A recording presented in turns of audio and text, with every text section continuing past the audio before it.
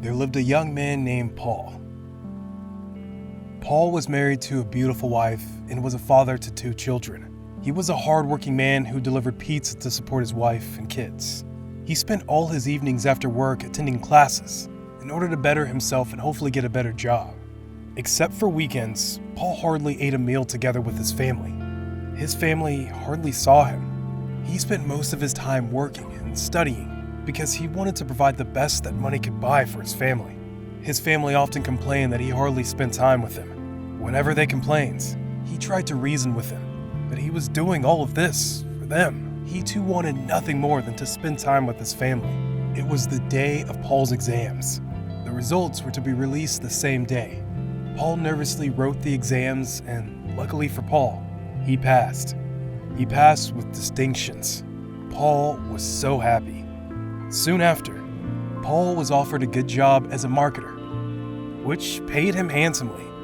Paul can now afford to provide his family with the little luxuries of life, such as good food, nice clothing, family outings, etc. However, his family still didn't see much of him. Paul worked even harder and decided to enroll in another course. He wanted to be promoted to the position of assistant manager. He wanted to make more money. He worked really hard so he could achieve this. The day of the exams came, and all of Paul's studying paid off. He passed with flying colors. He was very happy. His hard work seemed to really be paying off. He got promoted at work. He was now the assistant general manager of the company. His salary also increased. He could now afford a lot more. He hired a maid to take over for the domestic tasks from his wife. His family was happy for his achievements, but they couldn't help but feel sad as they still hardly saw him. He doesn't even stay home on Saturdays anymore. They only get to spend time with him on Sundays. Paul also wanted to spend more time with his family. However, he felt that he hadn't achieved as much as he could achieve. He wanted to get a bigger house. Now that he was earning more, he felt that the 3-bedroom flat that they lived in wasn't good enough. He wanted to buy a duplex, and so he started making plans for that. He decided to work even harder and hopefully be promoted to the position of general manager. He enrolled in another course, and he worked twice as hard as before. He even spent his Sundays working and studying too. His family was so sad. His kids felt deprived of their father, and his wife was not happy at all. She also felt deprived of her husband.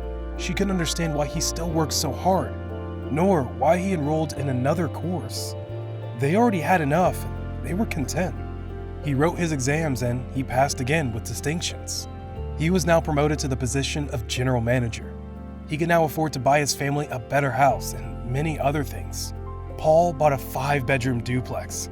He and his family moved in, and he promised his family that he would make more time for them. He said, "I promise to make more time. I was doing all of this because I really wanted to provide you with the best, but I am finally done. No more enrolling in new courses and working during the weekends." His wife was so happy to hear this.